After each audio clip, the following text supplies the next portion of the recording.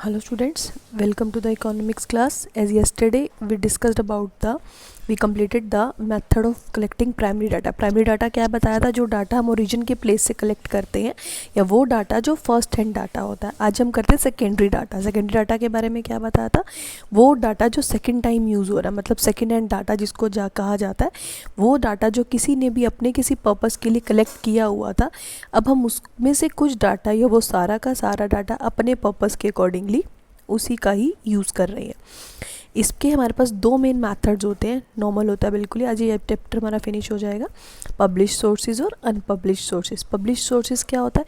कह रहा है वो सेकेंडरी डाटा गवर्नमेंट ने जो पब्लिश कर दिया है, जो छाप दिया, वो सारा डाटा क्या कहलाता है? पब्लिश्ड.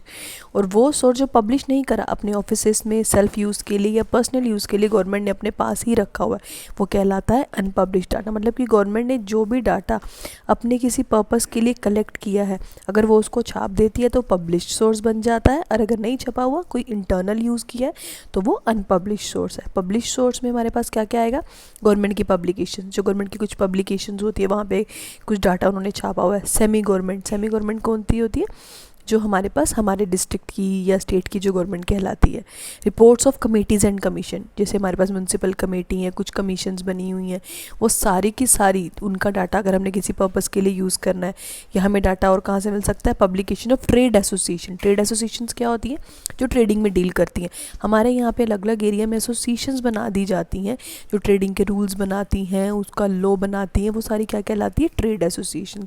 उसमें कुछ पब्लिकेशंस है, कोई जर्नल या पेपर का हमने डाटा यूज़ करा है, या इंटरनेशनल पब्लिकेशंस का कोई डाटा यूज़ करा है. मतलब कि जो सारे डाटा गवर्नमेंट के थ्रू या किसी पब्लिकेशन के थ्रू या किसी एसोसिएशन के थ्रू या किसी न्यूज़पेपर के थ्रू एक बारी पब्लिकली इशू हो चुका है, छप चुका है किसी भी डॉक्यूमेंट में, तो वो हमारे लिए क्या कहलाता है? Publish sources. उसको हम यूज़ कर सकते हैं. सपोज जनगणना हो, literacy rate, poverty rate, employment rate. Suppose government ने अपने लेवल पे जैसे बजट देती है, गवर्नमेंट न्यूज़पेपर में छाप देती है, वो बजट को हम यूज़ कर रहे हैं इस साल के अपनी कंट्री की इकोनॉमी को चेक करने के लिए, तो वो क्या कहलाएगा? Publish source.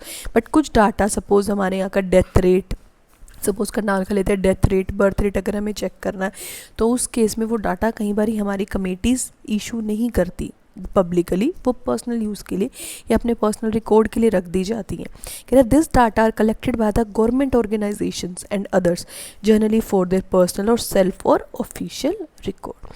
ये है हमारे पास मेथड ऑफ सेकेंडरी डाटा. पहले हमने क्या किया था? हमारे ये चैप्टर का नेम था collection of data. First chapter हमने किया था स्टैटिस्टिक्स. उसमें हमने स्टेजेस पढ़ी थी. स्टेजेस का पहला पार्ट किया हमने कलेक्शन ऑफ डाटा. कोई भी स्टैटिस्टिक्स करते हुए हमें डाटा को सबसे पहले क्या करना पड़ता है? कलेक्ट. तो उसका ये वाला चैप्टर था. उसमें हमने क्या पढ़ा? प्राइमरी डाटा क्या होता है, सेकेंडरी डाटा क्या होता है. उसके बाद हमने पढ़ा उसके सोर्सेज. पहले हमने पढ़े प्राइमरी के सोर्सेज. उसमें क्या था? Direct personal investigation, indirect oral investigation, information from local sources और कॉरेस्पॉन्डेंट्स. उसके बाद हमने किया था क्वेश्चनियर वाला मेथड जो हमने कल किया था. उसके बाद आज हमारे पास आते हैं लास्ट टॉपिक इस चैप्टर का, method of collecting secondary data. इसमें हमारे पास सेकेंडरी डाटा जो हम सेकेंड हैंड डाटा कलेक्ट करते हैं, उसके लिए दो सोर्सेज यूज़ होते हैं, पब्लिश्ड और अनपब्लिश्ड. Thank you.